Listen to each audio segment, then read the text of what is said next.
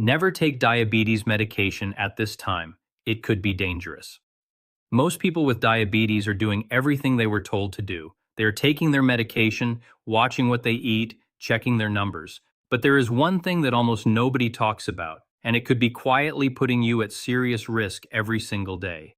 It is not about which medication you take. It is not about your diet. It is about when you take it. And for millions of Americans managing diabetes right now, the timing they are using may actually be working against them in ways they never expected. Stay with me, because what I am about to share could genuinely change how you manage your health going forward. And if you have a loved one with diabetes, please make sure they hear this too. Hello, I am Dr. Harrison, and on this channel we talk about real health information that actually matters for people over 50. Today we are diving deep into something that does not get nearly enough attention in mainstream health conversations. The dangerous window for taking diabetes medication. This is not something most doctors spend a lot of time explaining during a quick office visit, but the research is clear and the consequences of getting this wrong can be serious. So let us get into it right now. First, let us talk about what is actually happening inside your body when you are managing diabetes. When you have type 2 diabetes, your body has trouble regulating blood sugar on its own. Your cells do not respond to insulin the way they should, so medication steps in to help your body bring those blood sugar levels back under control. Sounds straightforward, right? Take your pill, your body stabilizes, and you go about your day.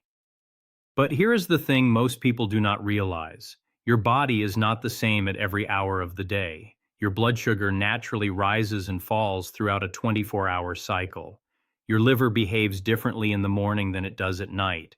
Your cells are more receptive to insulin at certain times and far less receptive at others. And when you take medication without accounting for those natural rhythms, you could be setting yourself up for a dangerous mismatch. So what is the most dangerous time to take diabetes medication? Let us walk through this carefully because it is not the same for everyone, and the details really matter here. For many common diabetes medications, one of the riskiest moments is taking them without food or taking them at the wrong time relative to meals. This sounds simple, but the consequences can be anything but simple. When you take certain medications on an empty stomach, particularly sulfonylureas, which are a very commonly prescribed class of diabetes drugs, your blood sugar can drop far too low. That condition is called hypoglycemia, and it is more dangerous than many people realize. Now here's something that surprises a lot of people. Hypoglycemia, which is low blood sugar, can actually be more immediately dangerous than high blood sugar in many situations. When your blood sugar drops too low, your brain does not get the fuel it needs to function properly. You may feel dizzy, confused, shaky, or extremely tired. In more serious cases, people have fainted, had accidents, or even experienced life-threatening episodes. And here's the really important part. Many people over 60 experience what doctors call hypoglycemia unawareness. That means their body stops giving them the usual warning signs like shakiness and sweating. So they may not even know their blood sugar is dangerously low until it becomes a crisis. Stay with me because we are just getting to the part that most people have never been told. The early morning hours are a particularly tricky time for people with diabetes. There is something called the dawn phenomenon. Between roughly 2 and 8 in the morning, your body naturally releases hormones like cortisol and growth hormone to prepare you for the day ahead. These hormones cause your liver to release stored glucose into your bloodstream. For people without diabetes, the body compensates easily. But for people with diabetes, this natural hormonal surge can push blood sugar up significantly before you even get out of bed. Now here is where the timing danger comes in. If you take certain diabetes medications very early in the morning before eating, and your blood sugar is already behaving unpredictably due to the dawn phenomenon, you could swing from a temporary high directly into a dangerous low depending on how your medication interacts with that hormone release. It is a window that requires careful attention. And the late evening hours carry their own set of risks. Taking some diabetes medications too close to bedtime, especially without a small snack, can cause blood sugar to drop dangerously low in the middle of the night while you are asleep and completely unaware.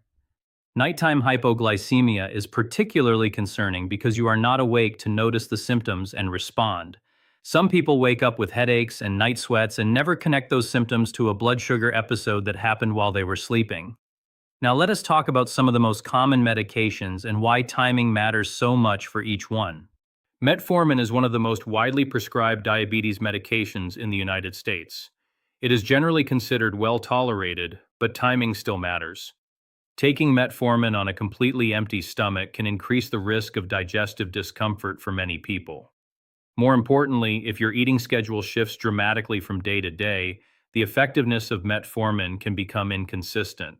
Research suggests that taking it with meals or shortly after eating helps the body use it more effectively and reduces side effects. Sulfonylureas are a different story. These medications actively stimulate your pancreas to produce more insulin. That means if you take them and then delay a meal or skip eating altogether, your insulin levels go up without enough glucose in your system to balance it. The result can be a significant blood sugar drop.